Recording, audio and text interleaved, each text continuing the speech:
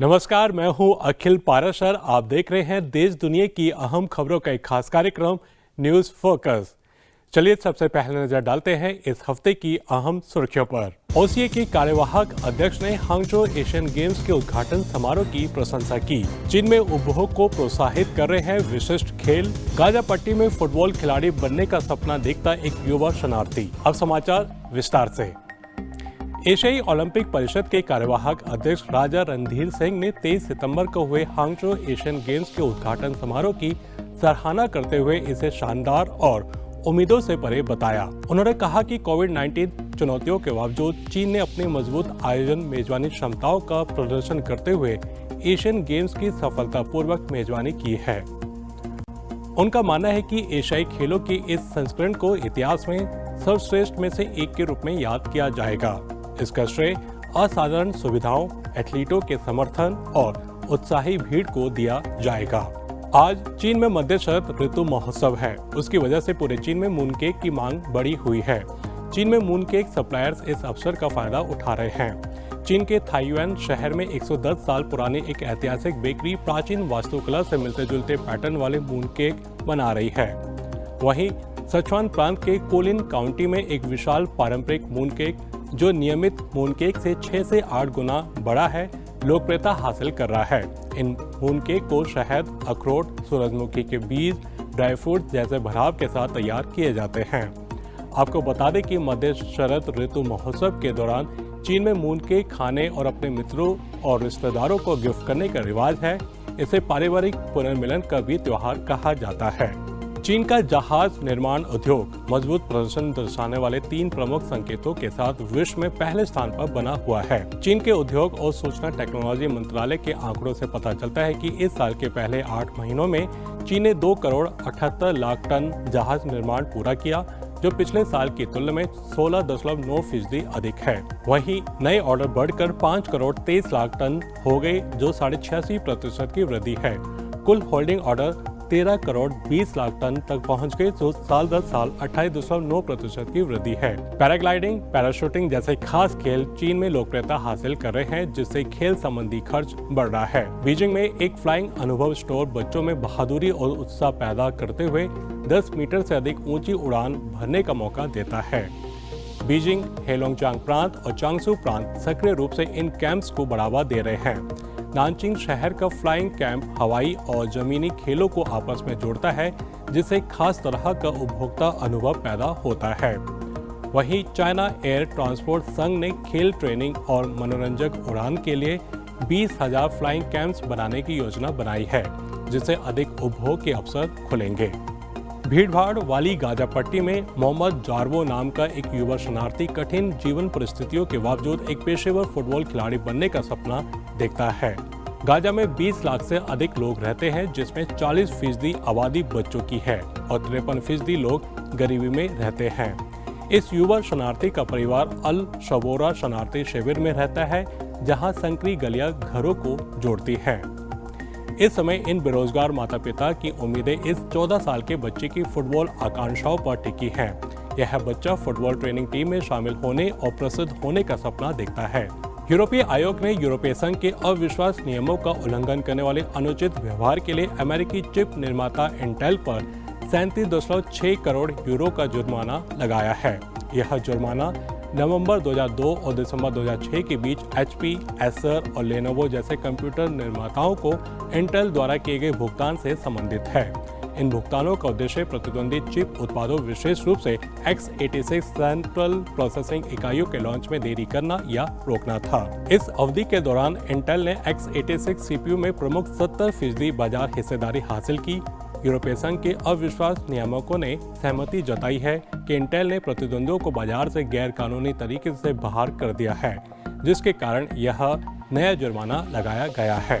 Tango के जन्म स्थान ब्यूनस आयर्स में टैंगो डांस सिर्फ एक डांस ही नहीं है, बल्कि यह अर्जेंटीना की संस्कृति का एक महत्वपूर्ण हिस्सा है, जो शारीरिक भाषा के माध्यम से संचार करता है। पर्यटक 140 साल पुराने कॉर्नर कैफे में टैंगो के सबसे पुराने रूपों का अनुभव कर सकते हैं, जहां जोड़े धुंधले डांस फ्लोर पर अपने पैर थिरकाने लगते हैं। यह शहर रोशियो गार्सियो लियांडो और जुआन पाब्लो बुलिच जैसे प्रतिभाशाली डांसर का घर है। जिन्होंने अपनी कला को बेहतर बनाने के लिए वर्षों समर्पित किए हैं। आपको बता दें कि टैंगो डांस इस शहर की संस्कृति में गहराई से समाया हुआ है और इसे हर कोने में महसूस किया जाता है। तो ये थी इस हफ्ते की अहम खबरें। अब चलते हैं हमारे एक स्पेशल सेगमेंट न्यूज स्टोरी की तरफ। इन दिनों चीन के हांगझो शहर में एशियन गेम्स चल रहे हैं और सभी एशियाई देश मेडल जीतने के लिए एड़ी चोटी का जोर लगा रहे हैं। 23 सितंबर को शुरू हुए ये एशियन गेम्स 8 अक्टूबर तक चलेंगे। दरअसल ये गेम्स 2022 में ही होने थे, लेकिन कोविड-19 महामारी के कारण इसे टाल दिया गया था। आपको बता दें कि हांगझो चीन का तीसरा शहर है जहां एशियन गेम्स आयोजित किए जा रहे हैं। इससे पहले चीन की राजधानी बीजिंग में 1990 में और ग्वांगझो में 2010 में एशियन गेम्स हुए थे। वहीं भारत की बात की जाए तो साल 1951 से शुरू हुए एशियन गेम्स में भारत की अहम भूमिका रही है। पहला एशियन गेम्स नई दिल्ली में ही आयोजित हुए थे और भारत हर एशियन गेम्स में हिस्सा ले चुका है।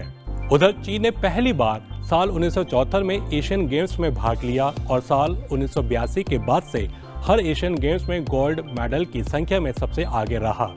इस बार भी हांगझो एशियन गेम्स में चीन पदक तालिका में टॉप पर बना हुआ है। चीन पहले दिन से ही गोल्ड मेडल जीतने के साथ ही नंबर 1 स्थान पर काबिज है। चाहे ओलंपिक खेल हो या फिर एशियन गेम्स, उसका प्रदर्शन हमेशा सुपर पावर की तरह ही रहा है। ये सच है कि चीन ने खेलों में ऐसा दबदबा कायम कर लिया है, वह खेलों की दुनिया में सुपर पावर बन गया है। लेकिन इसका कारण क्या है? दरअसल चीन के लिए खेलों का महत्व किसी युद्ध से कम नहीं है। उसकी सफलता के पीछे एक खास मिशन है जिसके तहत वह लगातार आगे बढ़ता गया और अपनी पदक तालिका को मजबूत बनाता गया। साल 1980 के ओलंपिक खेलों के बाद से चीन की खेल प्रणाली काफी हद तक मजबूत हुई और ओलंपिक और एशियन गेम्स में बहुत अधिक गोल्ड मेडल हासिल करने के बारे में चीन सरकार ने सोचना शुरू किया और बहुत जल्दी सफलता हासिल करने के लिए युद्ध स्तर पर तैयारी की। चीनी खिलाड़ियों की ट्रेनिंग वैज्ञानिक और मेडिकल साइंस के आधार पर ज्यादा जोर देकर करवाई जाती है, जिससे वो मेडल जीतने में कामयाब होते हैं। इतना ही नहीं, चीन खेल एकेडमियों, टैलेंट स्काउट्स, मनोवैज्ञानिकों, विदेशी कोचों और नई टेक्नोलॉजी और साइंस पर लाखों डॉलर खर्च करता है। चीन उन खेलों पर खास जोर देता है जिनमें बहुत अधिक इवेंट्स होते हैं और बहुत सारे मेडल जीतने की संभावना होती है, जैसे शूटिंग, जिम्नास्टिक, तैराकी, नौकायान, ट्रैक एंड फील्ड आदि। इसके लिए चीन के स्कूलों में बच्चे 6 साल की उम्र से ही जिम्नास्टिक्स, खेलकूद आदि की ट्रेनिंग लेना शुरू कर देते हैं। ज्यादातर चीनी माता पिता अपने बच्चों को स्पोर्ट्स स्कूल में भेजते हैं, जहां उन्हें सख्त ट्रेनिंग दी जाती है और अंतर्राष्ट्रीय प्रतियोगिता के लिए तैयार किया जाता है। एक बात यह भी है कि चीनी माता पिता को अपने बच्चों के लिए खेल एक सुनहरा करियर ऑप्शन लगता है।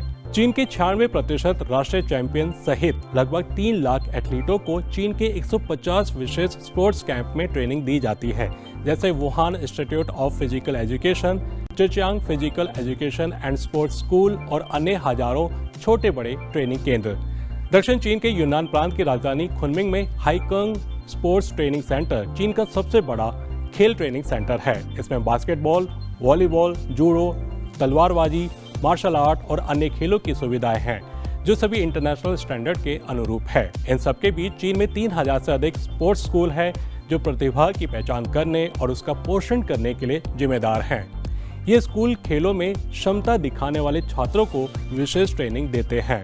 इन स्पोर्ट्स स्कूल में कम उम्र के बच्चे बेहद कड़ी ट्रेनिंग से गुजरते हैं। इस तकलीफ को सहकर ही वे चैंपियन बनने की कला सीखते हैं। तभी तो ओलंपिक हो या एशियन गेम्स, हर इवेंट्स में गोल्ड जीतने के लिए चीनी खिलाड़ी एड़ी चोटी का जोर लगाते हैं। भले ही चीनी एथलेटिक्स अन्य देशों से आगे हो, लेकिन इस मुकाम को हासिल करने के लिए उन्हें कड़ी मेहनत और ट्रेनिंग से गुजरना पड़ता है। इसी कारण लगभग हर खेलों में चीनी खिलाड़ियों की धूम रहती है। यकीनन अंतर्राष्ट्रीय प्रतियोगिताओं में चीनी एथलीटों की सफलता का श्रेय देश की खेल प्रणाली, सरकारी नीतियों, सांस्कृतिक फैक्टर, सॉफ्ट पावर, निजी निवेश, ट्रेनिंग और कोचिंग सहित फैक्टर्स के मिले जुले स्वरूप को जा सकता है। इन फैक्टर्स ने प्रतिभाशाली एथलीटों का एक समूह तैयार करने में मदद की है, जिन्होंने राष्ट्रीय और अंतर्राष्ट्रीय स्तर पर सफलता हासिल की है।